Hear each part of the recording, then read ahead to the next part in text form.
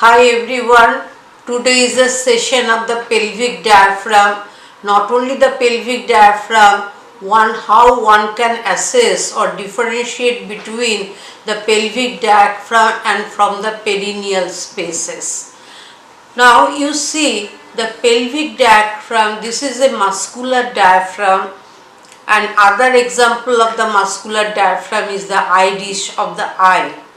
Now this muscular diaphragm, that is a very big, you see it hangs as a hammock and it holds the pelvic viscera.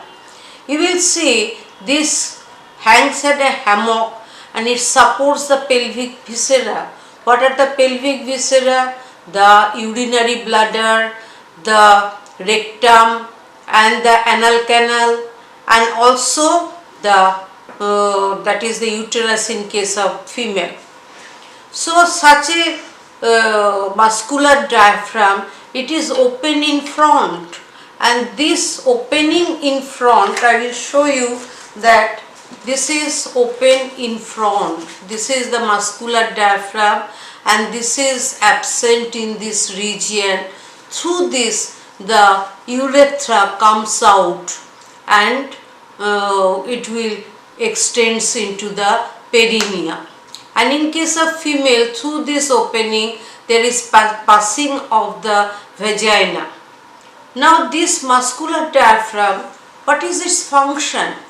Its function is that it holds this pelvic viscera in a very efficient way, and this pelvic viscera is also contracted due to the contracting effect of the pelvic diaphragm.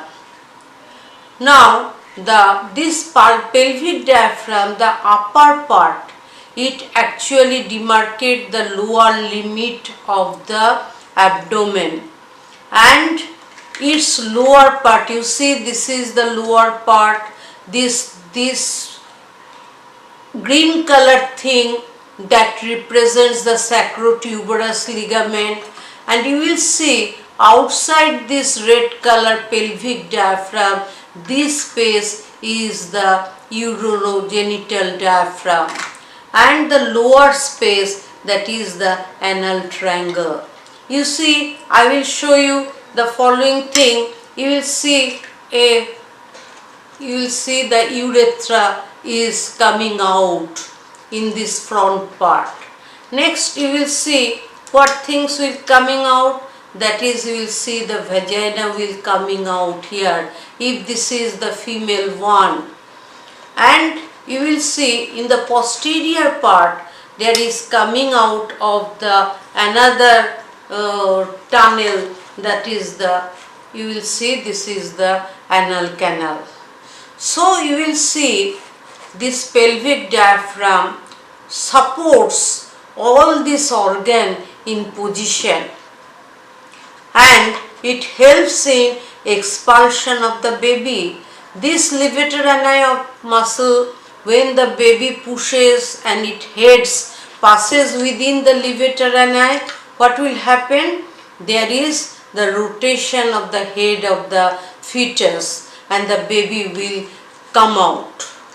And during defecation, what will you see? Some part is relaxed in this region, and when this part is relaxed, there is straightening of this sling, the anorectal sling, and there is the voiding, the act of voiding takes place.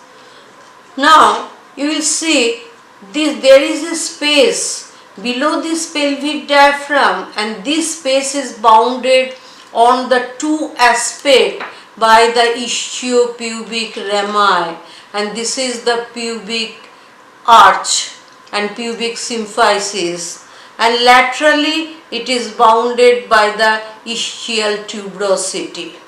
Behind it is bounded by the lower part of the sacrum and the coccyx. So this whole thing is known as the perineum, which I shall discuss later on. But you will see here So here you will get the urogenital diaphragm and the transverse line passing between the two ischial tuberosity. Behind that, around the actually the anal canal, you will see there are two spaces. This space you will see, I will put it here, and this space is the anal triangle. So I will make the anal triangle on the two sides, you will see. So here you can see how the anal triangle is located, which contains mainly the pad of fat and also the blood vessels and nerve. How the perineum is located, so you will see the position, and whole of the thing below is the origin of the levator ani and coccygeus muscle that actually forms the pelvic diaphragm. So where from this levator ani and coccygeus muscle arises? You will see this levator ani anteriorly, it arises from the symphysis, the superior ramus and part of the body of the pubis, very thin attachment. And on the side you will see there is the attachment of a muscle. Here you will see this is the one-sided hip bone, the right side. Here you will see this is the attachment of the obturator internus muscle. You can see the gap over the obturator internus, which is known as the obturator foramen, and this is the obturator internus that covered the obturator foramen here. So this is the obturator canal, and through this part there is a thickening of the fascia, and this fascia is known as the arcus tendinosus. Now this thickening of the fascia, the arcus tendinosus, you will see it will goes along this hip bone. So you will see from the arcus tendinosus this muscle arises. Not only that, it also arises from the sacrum and also the ischial tuberosity. You see, this is the ischial tuberosity. From this also there is the attachment of the levator ani.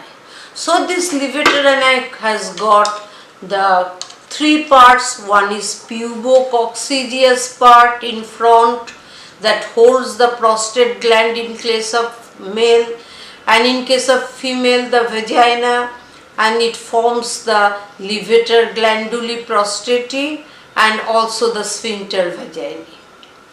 And you will see this iliococcygeus portion of the muscle, which I have removed this and I have done, this is the pubococcygeus, this whole thing is the iliococcygeus, and behind you will see that this is the ischio-coccygeus muscle that supports the levator ani posteriorly.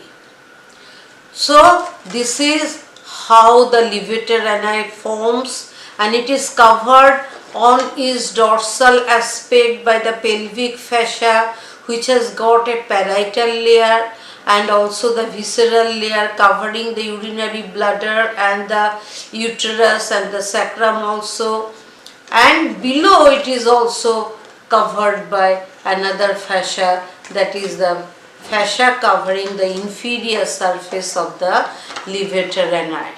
So I think it is very easy for you now to how this muscle is situated and how it takes part in defecation, in childbirth, and also you will see there is some weakening of the muscle, which the people who there is chronic cough and there is chronic strain if there is constipation.